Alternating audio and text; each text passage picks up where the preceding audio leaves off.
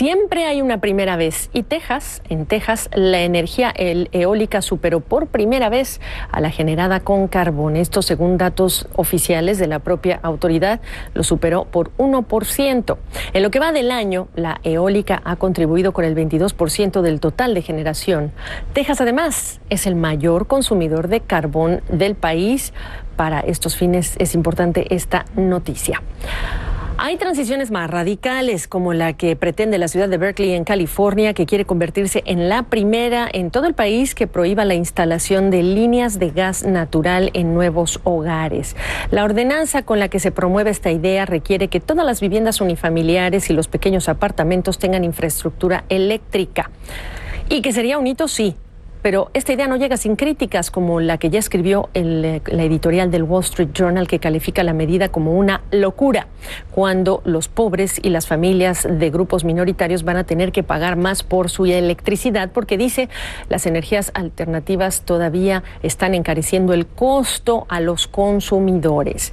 Le pedí a Jaime Brito de Argus Media que me platique qué opina de este tema y sobre todo si tiene lógica para ti este experimento. Jaime, ¿cómo estás?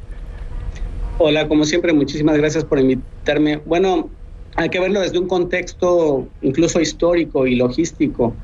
Hemos platicado ya en tu segmento en algunas semanas atrás que había lugares, por ejemplo, del centro de Estados Unidos o en el sur, en donde no solamente te podrían regalar el gas natural, sino que te pagaban para que te lo lleves, porque hay muchísima producción de gas natural en todo el sur de Estados Unidos y el centro, pero California siempre ha sido una especie como de isla energética, no tiene gigantescos ductos, ni oleoductos, ni nada energético que conecte a la costa del Pacífico de Estados Unidos con el resto del país.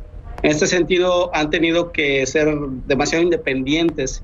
Y California, en otro contexto también ambientalista, siempre ha sido la punta de lanza de propuestas para la utilización de biocombustibles, de material reciclable, de material petroquímico de otra tecnología que pudiera ser más amigable al ambiente, etcétera. Entonces, en todo este contexto, hay una lógica en el sentido de que la electricidad en este estado se está produciendo cada vez con más energía eólica o alternativa que no sea con hidrocarburos.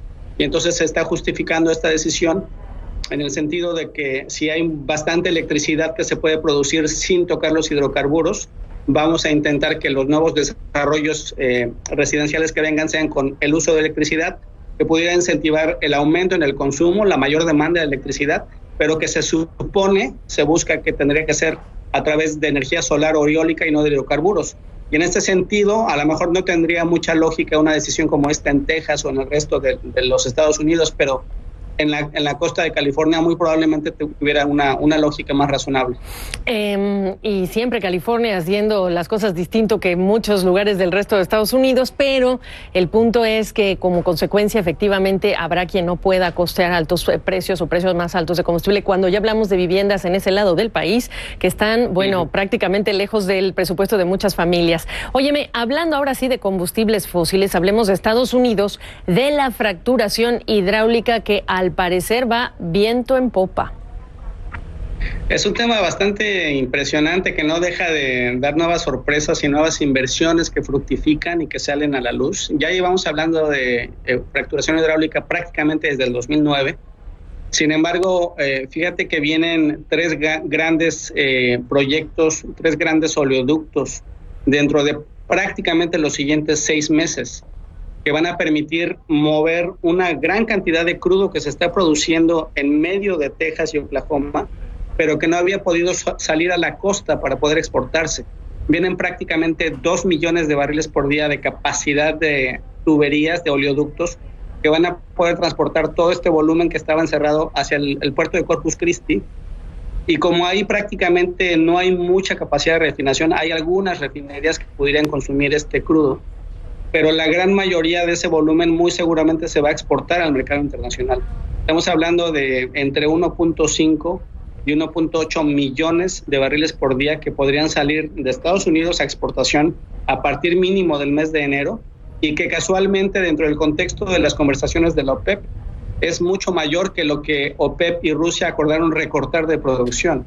Entonces, como hemos comentado en algunas ocasiones en este segmento, va a haber un momento en que necesariamente en las decisiones que tomen OPEP y Rusia para controlar producción, para manejar de alguna forma el contexto de oferta, demanda y de precios, van a tener que o solicitar la participación de Estados Unidos para de alguna forma negociar o competir abiertamente con todo este volumen monstruoso que cada vez llega más al mercado. Claro, ¿te imaginas a un secretario de Energía acudiendo a estos eventos de la OPEP cuando Estados Unidos y en la administración Trump se busca ganar más mercado, así sea con gas, con petróleo? ¿Lo ves pasando? Está bastante complicado porque para empezar no puedes negociar con un Saudi Aramco o con un Lukoil ruso.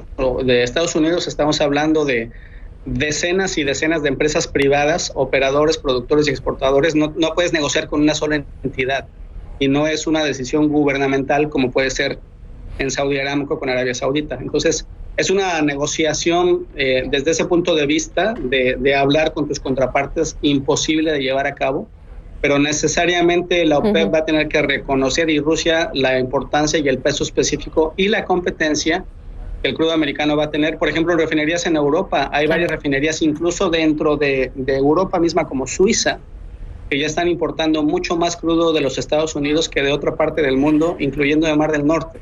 Bueno. Entonces el mercado está cambiando a pasos agigantados por esta producción. Levantando ceja, en pocas palabras, esto que está ocurriendo en enero lo vamos a ver ocurrir con concreto. Jaime, gracias, gusto verte.